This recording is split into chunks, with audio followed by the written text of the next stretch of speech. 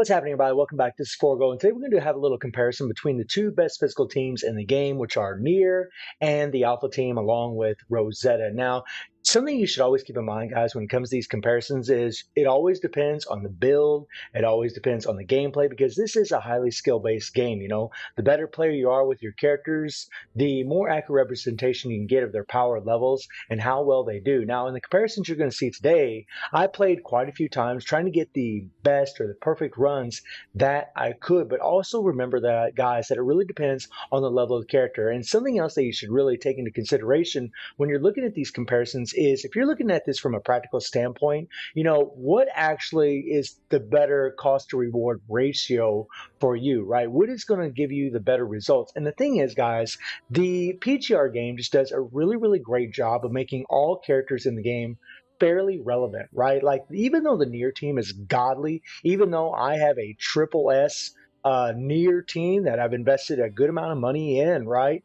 You will find that Alpha still, because she just has the highest burst damage in the game, can still do very, very well and actually be extremely competitive against them in Phantom Pain Cage. Now, when it comes to Warzone, because of A2's blue orbs, just absorbing everybody, just bringing them all in there with her gravity field, it is just tough to compare. Plus, with A2 at Triple S, you just have 100% shred as long as you have 2B and 9S on the team, right? 100% shred at all times. Whereas with my Alpha team here, Rosetta can have 100% shred, but it's only when she's at Triple S. At Double S, she doesn't have 100% shred, but I mean, she's got a lot, guys. I mean, she is a shredding machine, but unfortunately, mine's only Double S. I mean, she gets shred from her memories right here. She gets a nice little shred right here. She gets a shred from her signature weapon, which is also really, really nice. She gets a shred from her blue orb. She gets a shred from whenever she's at SS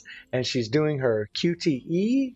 I mean, so she has right now, she has 80% shred is what she's got right now, along with the Catherine set that's on her. She's got 80% shred, whereas with the Nier team, I'm going to have 100% shred, right? So that is something to keep in mind. However, with the Alpha team, what I'm going to be doing is I'm actually going to be using Kamoy, right? I'm going to be using a Kamoy, if I can find a Kamoy, wherever the hell he's at. Let me see here. And it doesn't matter that he's a triple S, but I'm going to be using this guy because he's also going to offer a little extra defense shred, right? Whenever he does his QTE, he's going to reduce the defenses by 10 point whatever percent, right? So we're actually going to get 90% shred as long as Kamoy and Rosetta are using their QTEs at the same time, right? And I am using a triple S alpha to do tons and tons of damage. Now, the thing about what we're going to be doing today is, one, we're going to be going against the Alpha Phantom Pain Cage. The reason I wanted to go against this particular Pain Cage, and guys, these results may vary with different bosses, okay? Against Alpha herself, Rosetta actually has an advantage. She actually does more damage. Now, I tried doing a Rosetta solo against Alpha here, but because I have a triple S Alpha myself, I can actually do more damage. You guys can see the score that I get. Now, did I get that with Nier or did I get that with Alpha? Well, you're going to find out. But the thing is, I can tell you that with my triple S Alpha, I can just do more damage than what I can with my double S Rosetta trying to do a solo against Alpha herself. And the method that I'm going to be using, guys, is I'll show you here a little bit of what we're going to be doing here, because I think, I want to make sure that I'm transparent and let you guys know exactly what's going on. But whenever the team that we're going to be using is this right here, right? In this composition, right? Now, Alpha here is actually going to have more BP than what I'm showing here because we're actually missing one of her Darwins here. So let me slap that Darwin in here so you guys can see how much BP she's actually going to have.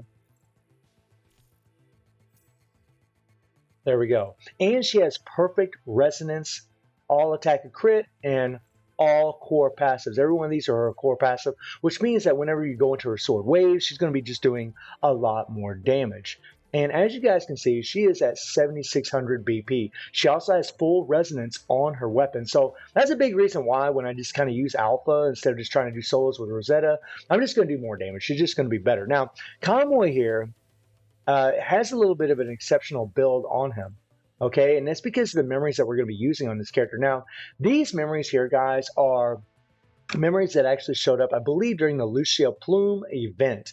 And what these babies do is a two-piece set actually, after performing a 3-ping or QT skill, releases a lantern to follow the character on the field, increasing the attack and movement speed of nearby allies by 7% for 15 seconds. This is on a 30-second cooldown. So whenever we do a 3-ping with Convoy, there's going to be a little lantern that's going to show up, and it's actually going to give us an extra increase to our damage by 7%. But not only that, Convoy also has a special weapon here that we got through Christmas, where when you do a 3-ping, it creates a Christmas aura that increases the movement speed and attack by 8%. So we're actually going to be getting an extra 15% attack because of the weapon that I'm using, and also with that 2-piece lantern set whenever we do a 3-ping, right? And that's exactly what I'm going to show you guys right now. Now, I'm also going to be running the Da Vinci on old boy here. Let's go ahead and slap this on him.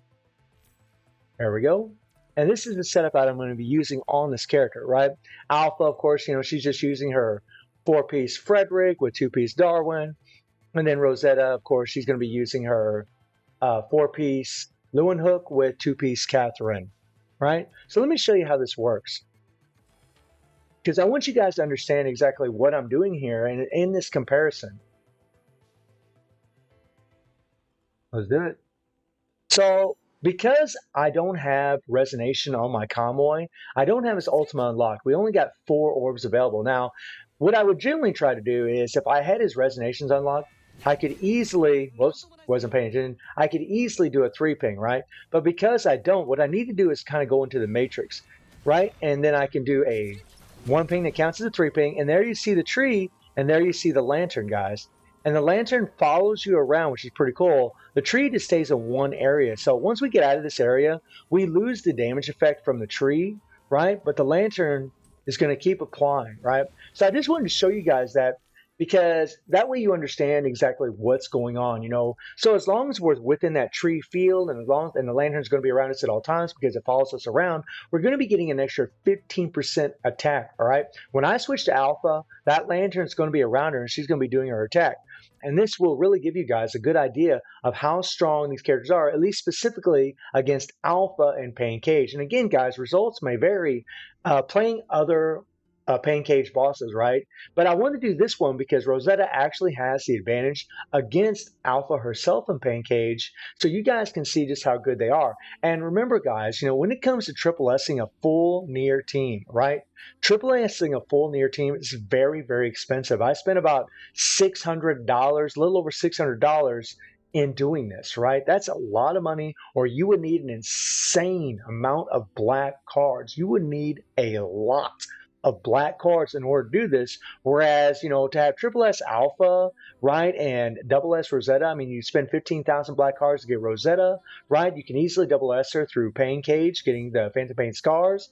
And then for Alpha here, again, you could pull her once, get her to double S through Phantom Pain Cage, right? So that's 30,000 black cards between Rosetta and Alpha, and then you have to pull Alpha 3 more times, which would be another 45,000. So you're looking at 75,000 black cards for the team that I'm going to be using as far as Alpha. Actually, you also have to include their weapons. So 75,000 plus another 15,000, because we have the 6-star weapon here and we have the 6-star weapon here, right?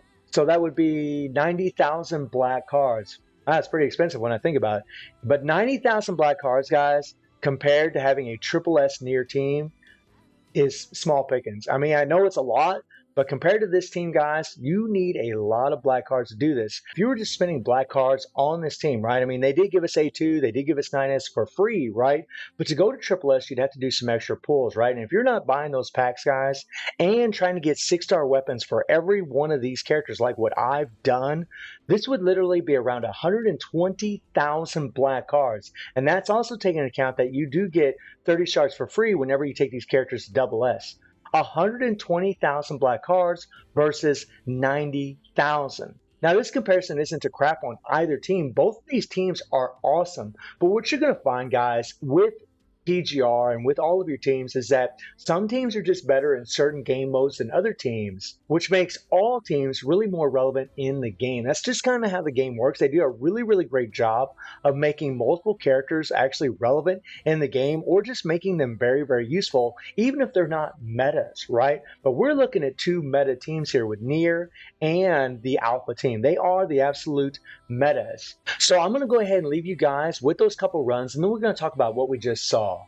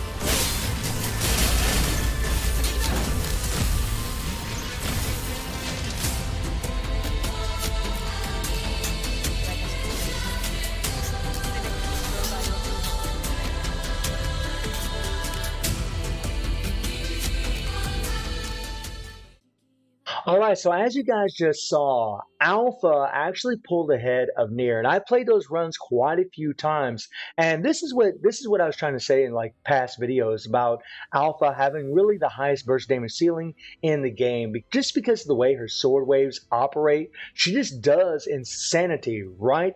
But it's a single attack that's going straight ahead at a target versus someone like A2 with the Nier team that actually has some blue orbs that just bring everybody together. And you would have the opposite effect in Warzone, right? In Phantom Pain Cage against single bosses, Alpha a lot of times can just pull out ahead because of that against certain bosses. I'm not going to say all of them, guys, but definitely against certain bosses.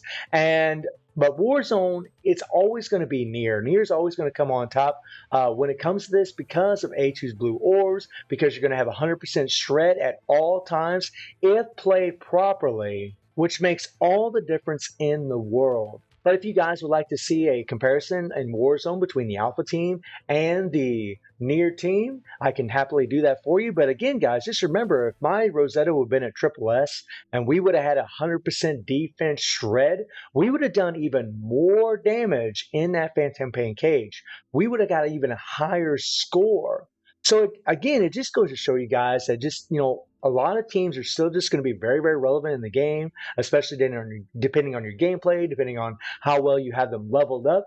But it's good to know that even though, like you can invest so much money in the Nier team, you could actually have invested even less money or less resources in the Alpha team and still done better with the Alpha team versus the Nier team. And for those of you that are wondering, I know that a lot of you weren't playing during the Lucia Plume event, so you probably don't have those lantern memories. You probably don't have the Christmas tree, right? The Christmas tree is probably going to show up this coming Christmas, but even without those memories, guys, and even without the Christmas tree, with Alpha, with that Alpha team, I could still put up about 148,000 points instead of 152 or more. With a really, really good run, probably could have done 156,000 with Alpha, right? That's just the difference, right? But if my Nier team would have been leveled up a little bit more, we could have done a little bit more damage with them. And maybe I could have played the Nier team a little bit differently. I pretty much just used the same pattern as what I do in Warzone. But let me know what you think about this comparison. And also, guys, this is the last day for this event right here. This is going to be ending today on the 29th. So if you're interested in figuring out which of these characters would be the best to pull for, if you are pulling for them, I will put the video either in the top right hand corner of the screen, or I'll just put it in the link in the description below. So guys, let me know what you think about this comparison, and I do stream on Twitch at 9 p.m. GG+7 time. The link is in the description below, and I hope you enjoyed the video. Thank you for watching. Y'all take care and have a good one. See everybody.